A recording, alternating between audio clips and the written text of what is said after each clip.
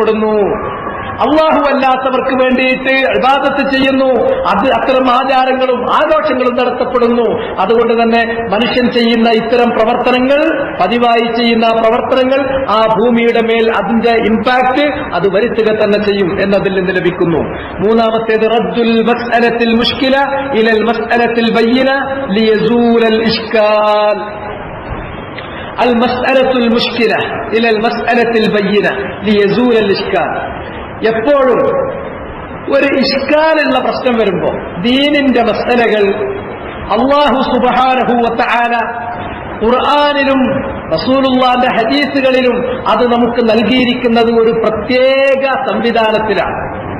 ഒരു കാര്യം അതില് തർക്കം തീർന്ന സുവ്യക്തമായ സ്വതസ്പഷ്ടമായ ക്രിസ്റ്റൽ ക്ലിയർ ആയിട്ടുള്ള സെൽഫ് എവിഡന്റ് ആയിട്ടുള്ള പരാമർശങ്ങൾ ഒരു വിഷയത്തിൽ ഖുർആനിലും ഹദീസിലുണ്ടാവും.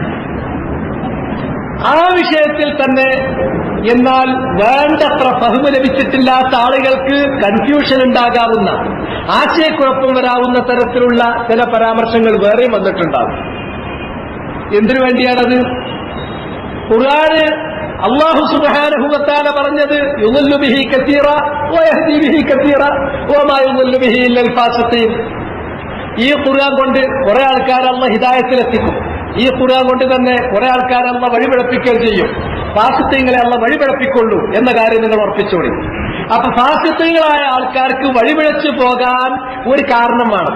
അതിന് കാരണം കിട്ടാവുന്ന തരത്തിൽ ചില കൺഫ്യൂഷൻ തോന്നുന്ന ചില പരാമർശങ്ങൾ ഉണ്ടാകും. എന്നാൽ മുഅ്മിനീങ്ങളായ ആളുകൾ, ഈമാനുള്ള യഖീനുള്ള ആളുകൾ എന്താ ചെയ്യേണ്ടത്?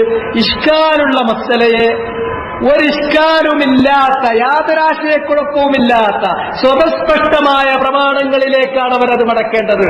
അതുകൊണ്ടാണ് പറയുക, ഉസൂലിൽ തഖ്രീർ ചെയ്യപ്പെട്ടിരിക്കുന്നത് റദ്ദുൽ മുതശാബിഹാത്തി ഇലൽ മുഹ്കമാത്ത്.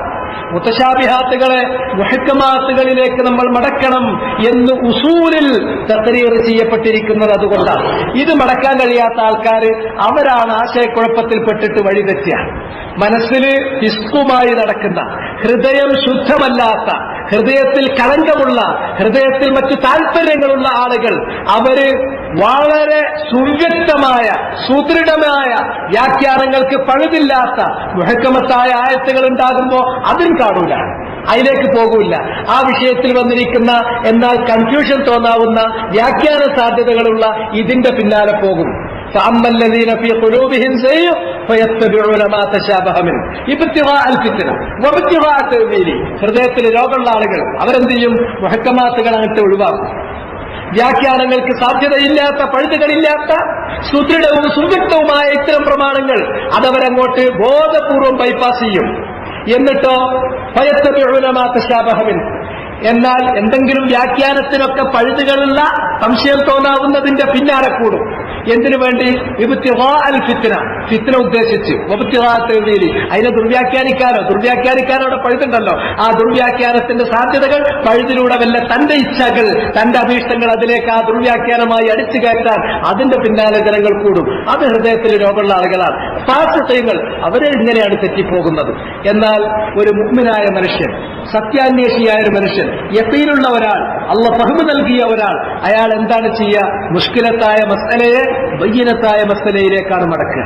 ലിയസൂലൽ ഇഷ്കാൽ. അങ്ങനെയാണ് ഇഷ്കാലി തീരുക. അല്ലാതെ ഖുർആനിലും ഹദീസിലും വ്യാഖ്യാനിക്കുന്നവർക്ക് വ്യാഖ്യാനിക്കാൻ പഴുതില്ലാത്ത എല്ലാ മുഹക്കമത്തായ ആയത്തുകൾ, യാതൊരു രണ്ടാമതൊരു വ്യാഖ്യാനത്തിനും പഴുതില്ലാത്ത വിധം മുഹക്കമത്തായ ആയത്തുകൾ മാത്രമുള്ള ഖുർആനില് എന്നാരും കരുതണ്ട. ഖുർആനിൽ രണ്ടുമുണ്ട്.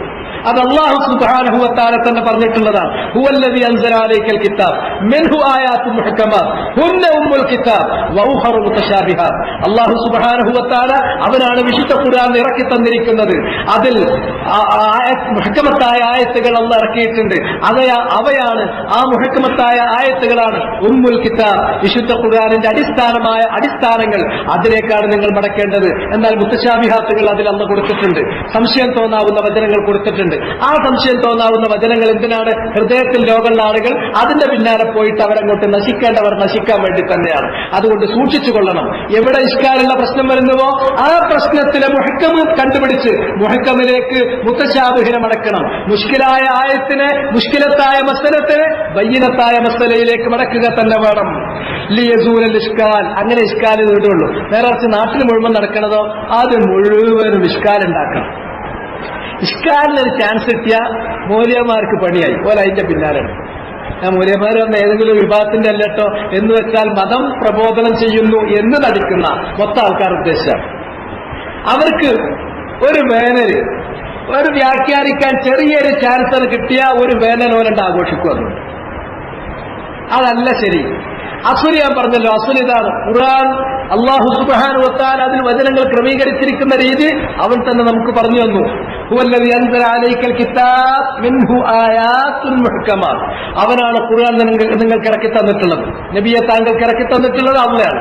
അതിൽ മുഹ്കമത്തായ ആയത്തുണ്ട്, ഒരാൾക്കും തൊടാൻ കഴിയാത്ത, ദുർവ്യാഖ്യാനത്തിന് വേണ്ടി നടക്കുന്ന ആളുകൾക്ക് ദുർവ്യാഖ്യാനിക്കാൻ ഒരു പഴുതും അനുവദിക്കാത്ത മുഹക്കമത്തായ പ്രബലമായ സുദൃഢമായ സുവ്യക്തമായ ആയത്തുകളുണ്ട്. ഹുന്ന ഉമ്മുൽ കിതാബ്. അറിയുക, അവയാണ് വിശുദ്ധ ഖുർആനിന്റെ അടിസ്ഥാന വചനങ്ങൾ. ഖുർആനിന്റെ ആധാരങ്ങൾ അതാണ്. വഉഖറു മുത്തശാബിഹാത്ത്, അത് മാത്രമുള്ളൂ എന്ന് നിങ്ങൾ തെറ്റിദ്ധരിക്കണ്ട. എന്നാൽ മുത്തശാബിഹാത്തുകളും അല്ലാഹു ഖുർആനിൽ ഇറക്കിയിട്ടുണ്ട്. മുത്തശാബിഹാത്ത് എന്ന് പറഞ്ഞാൽ ഒരാളിങ്ങനെ നോക്കി അത് അങ്ങനെയല്ലേ, അങ്ങനെയാണെന്ന് തോന്നാം, ഇങ്ങനെയല്ലേ, ഇങ്ങനെയാണെന്ന് തോന്നാം. അതിന് രണ്ടിനും പഴുതു കിട്ടുന്ന കാര്യങ്ങളാണ്. എന്നാൽ അങ്ങനെ പഴുതു കിട്ടുമ്പോൾ ശരിക്കുള്ള ഫഹ്മ് കൊടുത്ത ഒരാൾ എന്താ ചെയ്യേണ്ടത്? ഇത് മുത്തശാബിഹത്താണെങ്കിൽ അവിടെ നിൽക്കട്ടെ.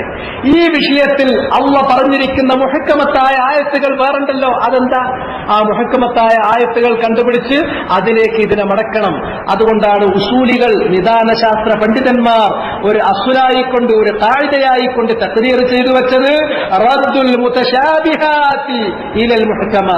മുതശാബിഹാത്തുകൾ വന്നാൽ അവയെ മുഹ്കമാത്തുകളിലേക്ക് നമ്മൾ മടക്കണം എന്ന്. അൽ മസ്അലത്തു